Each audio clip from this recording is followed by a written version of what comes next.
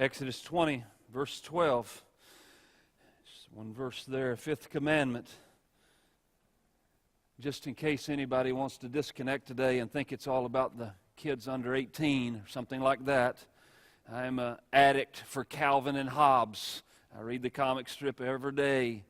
And Calvin's mom said to him when he was really bad, "I hope when you have kids they turn out just like you." And he said, "Grandma said the same thing."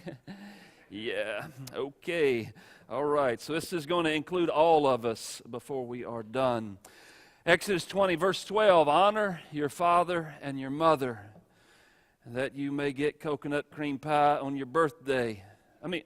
That your days may be long in the land that the Lord your God is giving you. I'm sorry, I'm all out of whack. But, I had that birthday, and mine's on the 3rd, his is on the 5th, so you have it on the 4th, and we have coconut cream pie. Well, Mom forgot to put coconut in it. Let's just sum up the story. I've never got another pie. There's a lot of things said, so Mom, if you're listening, I really miss your pie. All right, anyways, here we go. Seriously. All right, the introduction is a bit long, but my heart is a bit sad, as yours is as well, for the events that happened last Sunday, and so down south of Waco there, and so I know all of you are aware of that, but much of my introduction will be somewhat of an attempt to say a word about that, and I think we need a word about that shooting from last week. The first 4 commandments address our relationship with God. I hope you picked up on that, and these next 6 are certainly going to deal with the relationship with other men. The family unit is very central to the entirety of our country. And make no mistake about it, what goes on in the family is going to affect the entirety of the United States. So in light of the shooting in Los Angeles, the shooting last Sunday, and this guy renting a truck and running over people on a bike path, the daily fears of another attack, as Springtown School was on lockdown for a while, as there was some threats surfaced around the Azle school system this week. It's a real issue, and it's a real concern, and if you're aware at all, you certainly think about these things. The question that I frequently get, and maybe you get is the same question, is the question, why? Why would somebody do this? Why did he do this? Why is the question. And it's an honest, good question. I don't think there's anything wrong with the question. What's wrong with these people? In one sense, it's very easy to answer. It's not very difficult of a question. And the answer is because man's depraved and they've got a sinful heart. If there's no restraint that's put upon the heart, then the heart will just keep pushing into the extreme to whatever it may do, unless there's a restraint there. But make no mistake about it, it is the result of depravity. It's the result of an unconverted people. That is the easy answer. From the beginning, it has been this way, has it not? Cain kills his brother.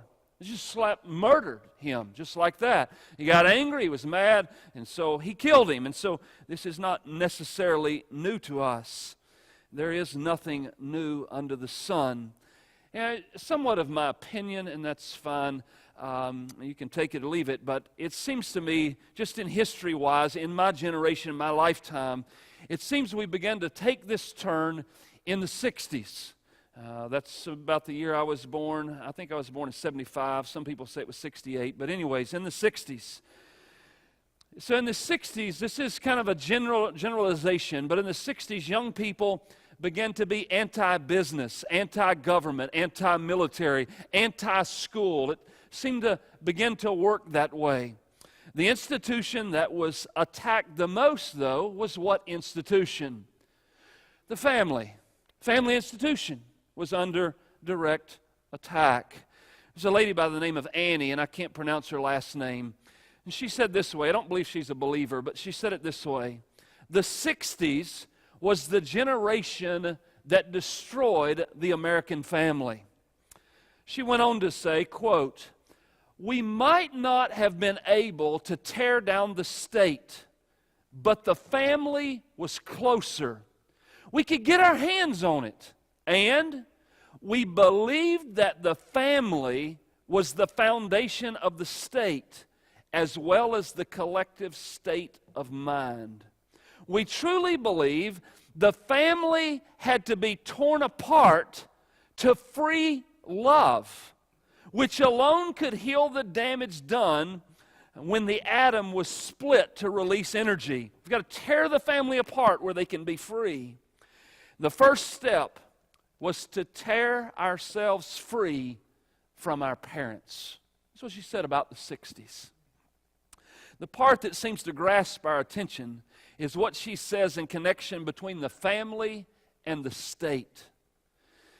I would say we are now seeing the result of much of the rebellion of the 60s and the result of breaking God's very wise law. These will not be new to you. Children in our day and age talk back to their parents. That's not news, right? There was a generation when that was not a safe idea. But we now live in a generation where children talk back to their parents. They actually tell their parents what to do. They even have parents that have to check with their kids to find out what we're going to do. We have children, you may not know this, but we have children that will not stand up when an adult walks into the room. We have children living in luxury in their own rooms. And they use the kitchen